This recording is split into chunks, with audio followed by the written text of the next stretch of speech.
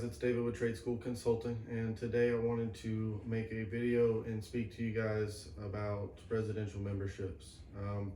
I don't think that you can cover everything about residential memberships in one YouTube video. I'm not expecting you to be able to walk away from this video and start your own membership plan, but I wanted to get the wheels turning a little bit. I wanted you guys to start thinking about maybe this is a possibility for your business, and if it's not, at least you've been able to cancel that out as an option. So residential memberships, we started this about a year and a half ago, so we're just getting into the first 6 months of turning over our first year of clients. But right now we're at I think a 99% turnover rate. So we're retaining 99% of our clients, 1% not signing up again for the second year. So that tells us that the service that we're providing is needed and it's creating convenience for their life. And so we can see that in the numbers. What a residential membership is, essentially you're going to go out to a property and you're going to do an estimate, whether they've asked for just a driveway or their house and driveway.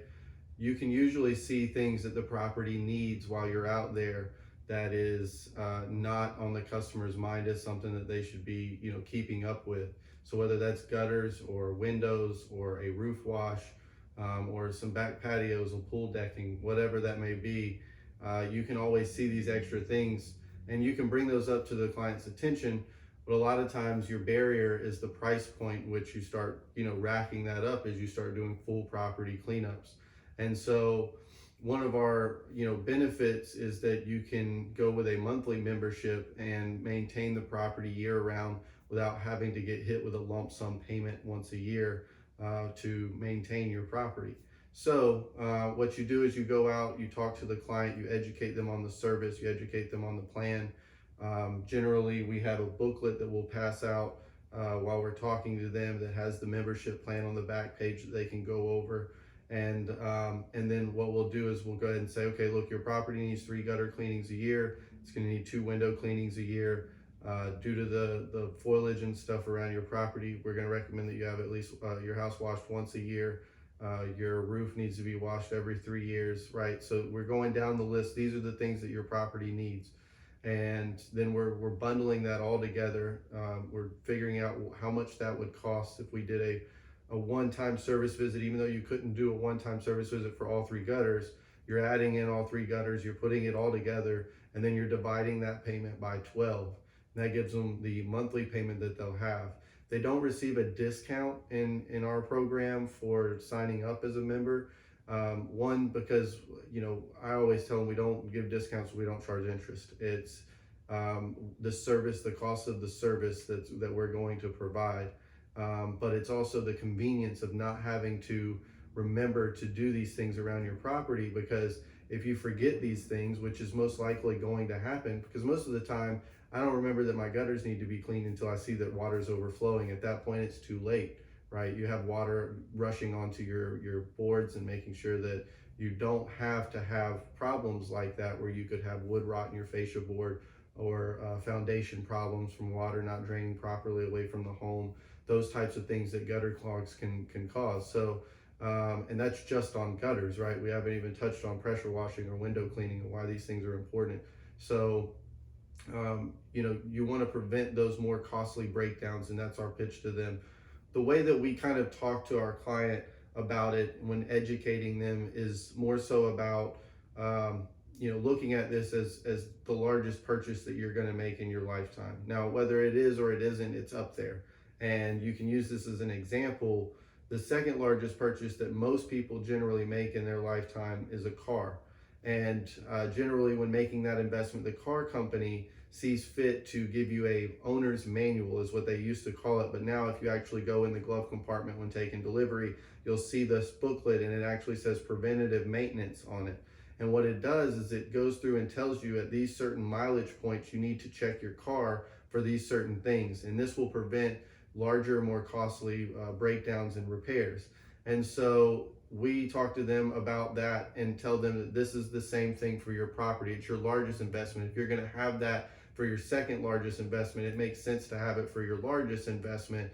And what we're going to do is provide a maintenance schedule to prevent more breakdowns, larger costly repairs. So that's a little bit about the kind of the walkthrough. What we do is how we explain it to them.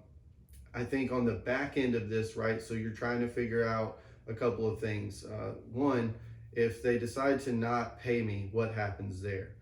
I get that question a lot. I think two things. You need to make sure that you're qualifying the clients that you're signing up for residential memberships. Not everyone is a residential membership client.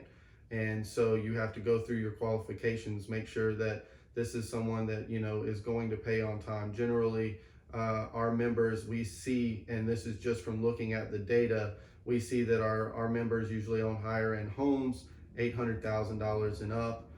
They're, mid 40s to early 50s. Sometimes in some of the other data we've had where it's, $200,000 and up in income.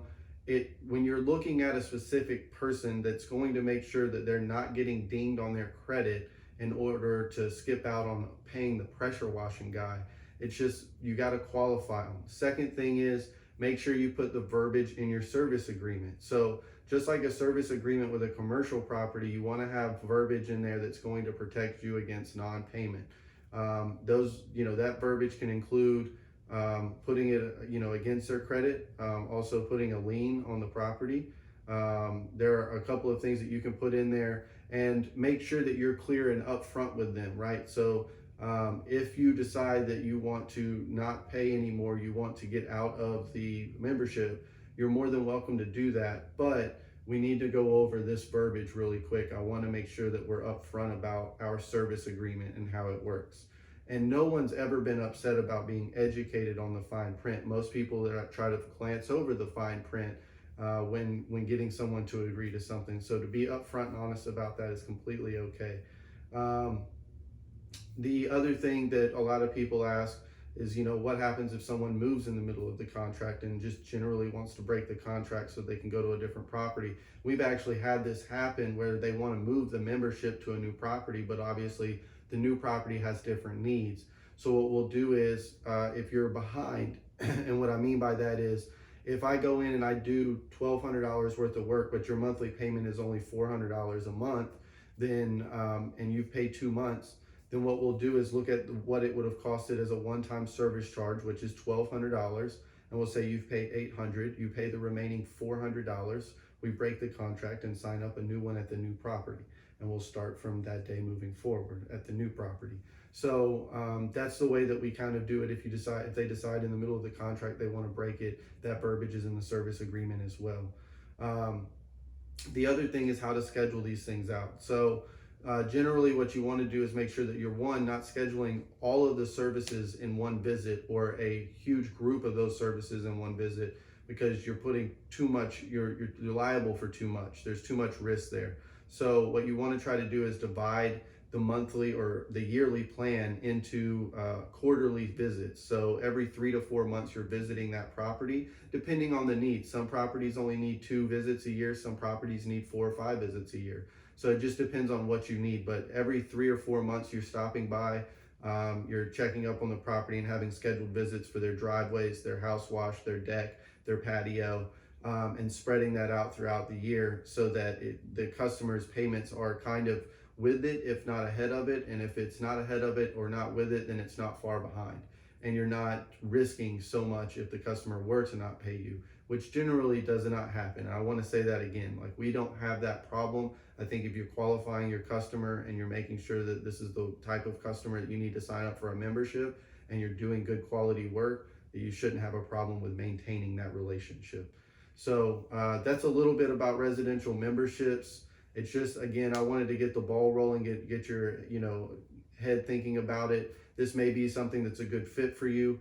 I think a lot of the benefits that come from residential memberships is, one, as someone that started this, relatively as soon as the company had actually gotten started, as far as collecting data and trying to build out our memberships, I see that we don't spend as much money on the clients that are members. We don't have to go back and spend our marketing budget every month trying to retain that customer or get them back in the door somehow, so that we can, after they've already had a good experience with us, we're not having to spend money to get them back in the door because they're on a membership. And at month 13, it just automatically renews and they continue on about their life, and we continue making sure that it's convenient for them.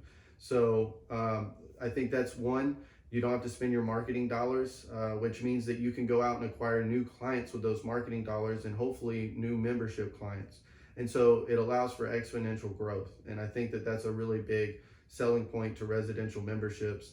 I think the other thing is it creates for an easier projection of cash flow if you have an idea of what's coming in and out every month before the month even starts. And as well, I think that it can create for a more steady flow of work, so that you can schedule some of this stuff, some of the visits you have guaranteed in the winter before winter gets there, booking up your winter months through memberships. So those are some benefits to it. You guys think about it for a little bit. If you have any questions, you can always comment below, as well as on the Pressure Washing Business School Facebook group. If you go there, you can ask to join. It's completely free. You can also ask questions and email us at info@tradeschoolconsulting.com. And we'd be happy to sit down and talk with you and see if we can't help you out with any questions that you have regarding the residential memberships. Thanks for watching the video, guys. I really appreciate it. If you have time, please subscribe to the video and like the video, and stay tuned for the next one. Talk to you later. Wash on.